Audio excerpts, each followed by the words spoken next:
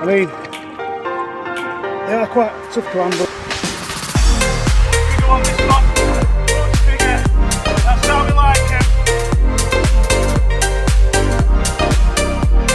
it. Welcome to Fishing Squad. Well, start for another go. Day after we got the mackerel in the last video. Fishing a different mark today because of the situation with the lobster pots on the mark we were on yesterday.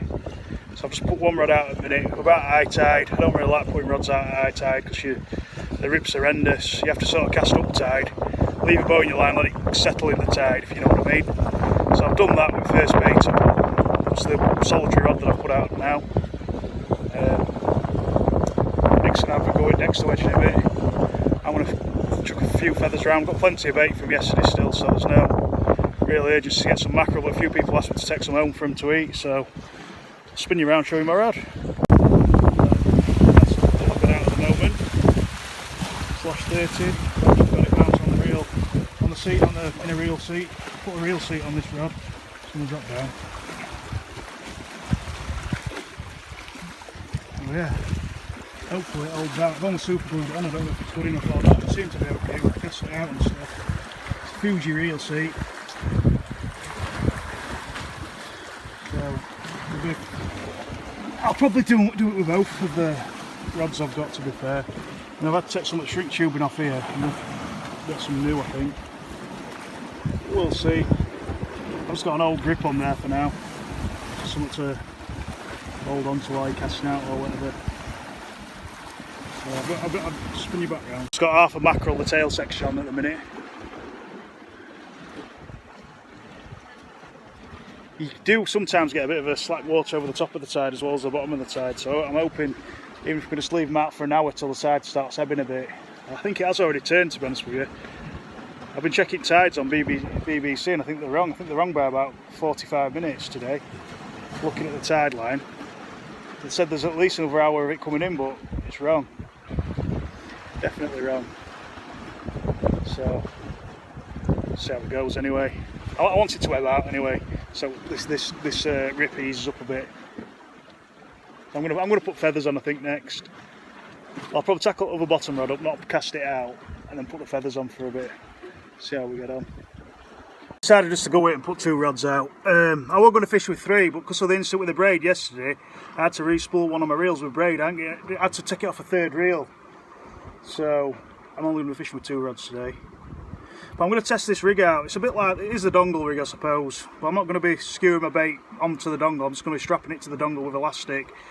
So I've got a 200 £, snood, standard pulley rig, circle hook and the dongle. Now all I was thinking with this dongle was, the reason behind it is because I just want to hook baits differently. So if you've got a mackerel head, put it on a pennel rig on its own, a bait of that size, it's awkward to do.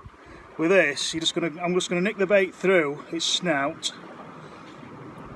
out, and I'm just going to use a dongle to clip it down with. I'm going to put a bit of elastic on, but it's going to be a little bit less of a time-consuming job. If you can see how that's running across there like that. So I'm going to get some fine elastic now, and it's just literally going to be just a quick lash up, just to hold the dongle onto the bait, to enable me to cast it. And it's a lighter bait that, so I should be able to cast it a bit further as well. I'm all for putting a single head on, honestly I am, but I usually put it on, if you put a single head on, it's difficult to clip into your well, ratchet's clicking a bit, I think it's just tied, we'll see. Yeah, it's difficult to put into your clip, into it on your bait clip with a single head. It don't hang right. So I'm hoping this bit of a dongle, I'm not fully convinced to the dongle, not brought over entirely to the dongle rig. This is just a little bit of a, I suppose it's a dongle rig, isn't it, but you know. I think that's just right. Tighten clutch up on that one, I don't know if you could hear it clicking. So then I've got that then. It langs straight into my clip for casting, so it should cast pretty decently. Let's get the clip.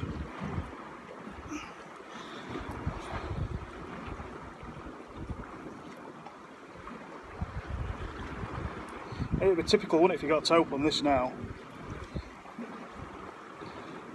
I like that. I like how the hook hangs as well. see if it works, and we'll just have a go. Even if see if it hooks a fish to start with, conger, huss or whatever. I'm just going to reel this up. Just got my leader to put on my reel as well, so yeah, it's just on. Right, I'm going to clip it down. It's come out of clip. I want clipped in, that's why. I'll clip it up, get it cast out. I'll bring you back for an update in a bit. First fish of the session of Huss on the dongle. See where it's hooked on the single head. Have a look where the hook is. Right where you want it. Couldn't even give me a bag. Look at that. Absolutely right where you want it. Let's get him unhooked. I'll have a picture with it. Another Huss. Just can't get rid of him. I love him, man. Female Huss. It's not bad. She'll be 8 or 9 pound, I thought. Nice one. We'll get to put back, try and get another one. It wasn't on the dongle, I get one on the double circle. On a mackerel tail section. Beautiful fish they are. I'll have a picture with the other phone and then we'll get it put back. Right, just got a doggy now. We've had a current of salmon into it right the whole time been down here. Just need the tide just to ebb a little bit more. But it must be starting to, because we're fishing if we're getting fish, aren't we, if you know what I mean. Got all the dogfish like that because of the raspberry end like that. That's just done. But little doggy took half a mackerel, look at its little eyes. We'll get him put back, see if we can get something a bit better. It's gone a bit quiet after the doggy. I've had a few casts with the feathers, it's no avail. I've just put 2 full mackerel out on them, rods now at the bottom. Hoping for a tote really. It's for the fishing better now, there's not as much weight. So probably tackle feather rod down.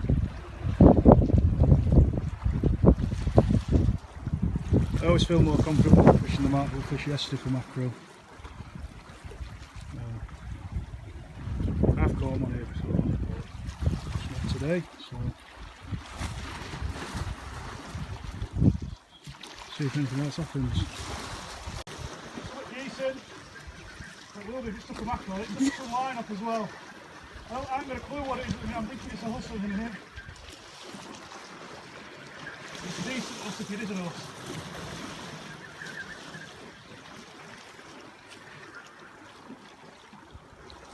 Yeah, we've got an Huss. It's on around with a line now. I know, I've just missed it.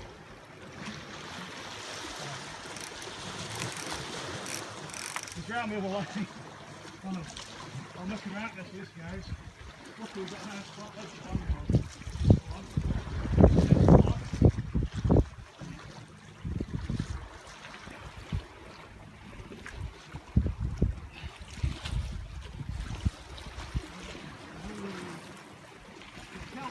We've got all sorts going on here.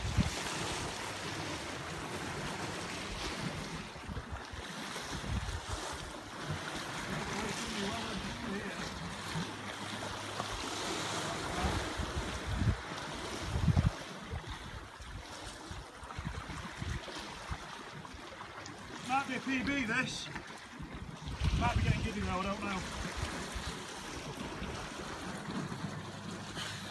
It's a big one, Mike. We're definitely worth weighing.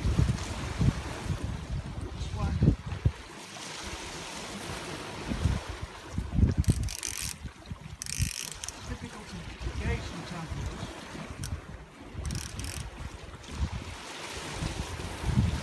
Yeah, it's worth weighing, I think. It's on the circle as well. Yeah. Quite a different big one.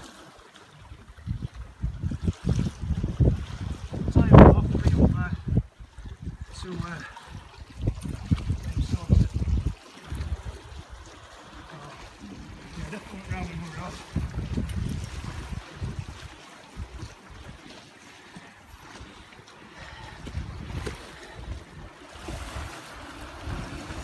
It's definitely worth weighing, definitely. Sounds a bit smelly. Yeah. Yeah, he's got a thick head. You can see how thick they are across there as well. We'll just show you. Can you get round here just to give a footage of this? You can see the circle how it's just gone in. On this rig I've got a circle on the top And I know Shaughnessy on the bottom on a full mackerel, it's just well and truly gone in the side of his mouth. So with that, you get in there as much as you can and just pull it out. And that's a perfect way to unhook him. And now to unhook him, you know, I don't think it's a PB, he's short but fat. But we'll give him away.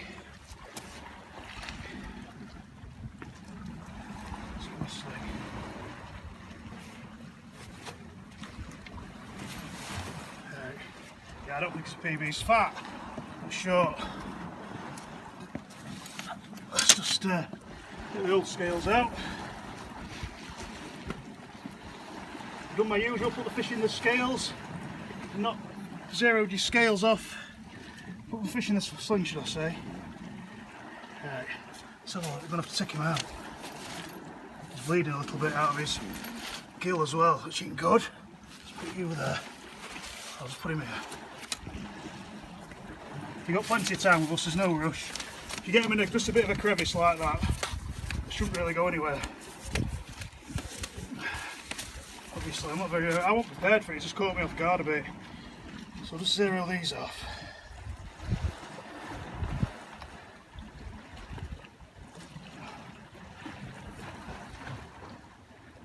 Right, we zeroed them off. Then probably come here, girl.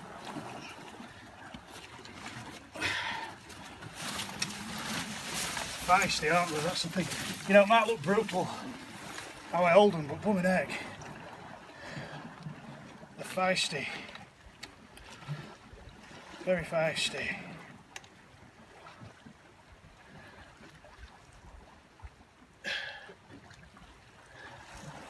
Just under a PB that, he weighs 10, just over 10.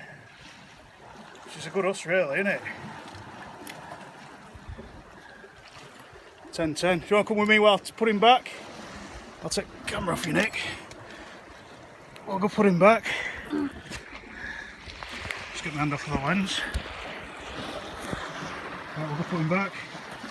We'll do a good job at releasing because obviously how it was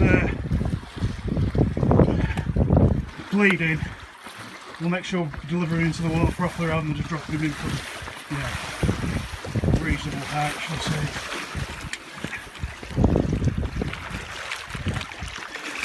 You have to put the sling in the water because it's a carp sling. Don't want to drop the phone in the water.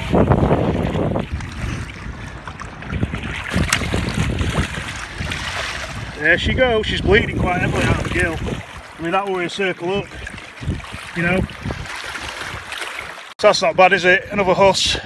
Sort of redeemed an average session, really. I hope he gets some mackerel. But, you know, I got some footage of her going back as well. She swam off, you saw, swam off really strong, but she did have a bit of blood on her. I mean, the tough critters, man, that'll not affect her. So, yeah, I'll get that rod tackled down. I'll have 10 casts with feathers now, we can get some mackerel for tea because we want out in.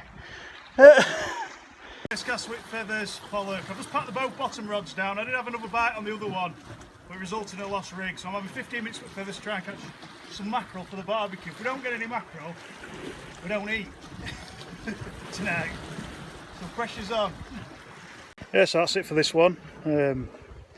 Wasn't too bad, I suppose, in the end. That last Huss probably saved it. It was hard to have that, you know, persistence with the feathers. I'd come down with 10 mackerel already, and they were still really fresh. I did have them in the freezer, but they weren't. I don't have the freezer set too like high, so they're kind of part frozen, but they're still pretty fresh from when I caught them yesterday. When you've got fresh bait, it's hard sometimes to have the incentive to keep going, even if we are going to starve tonight. But it's still a nice day. Just wasn't quite as good as yesterday as far as the mackerel goes. Pleased with the Huss. I've had 23 Huss out now this year. I think last year I caught 4. So I don't know. I mean, part of that is because I fished a different mark, one of the reasons. But I've been getting them on all the other marks that I fish as well. How are we going to starve? Got loads of food in. We're going to starve. No, we're not. I'm going to have barbecue sausages and egg sandwich. So you're not going to starve? Sausage and egg sandwich. I'm going to starve. 18 stone of me. I'm not going to waste away, am I? So, Right, we'll catch you later, guys. Anyway, it's been good. You know, like I say, I know the Huss, the last Huss I caught, it did scream off slightly on the ratchet, and I were hoping on a full mackerel it was. Was kind of hoping, but yeah, you can get up anyway. Kind of hoping, but it wants to be. It was a nice fish that as well, so I'm happy with that. And realistically, if I were gonna, you know, we'll just come down on a whim, like I say. We did come down at the wrong stage of tide to start with. It did cost me a bit of gear. Then it become fishable. Picked a dog in and us up, and then we managed a second Huss. But yeah, so I'm gonna make my way back up anyway now. So we might be coming back in a week or two. I'm not sure yet. We'll see. So we'll see what happens. It's been fun anyway. Right, nice one. Keep safe, tight lines. Have a good one. I'll see you later.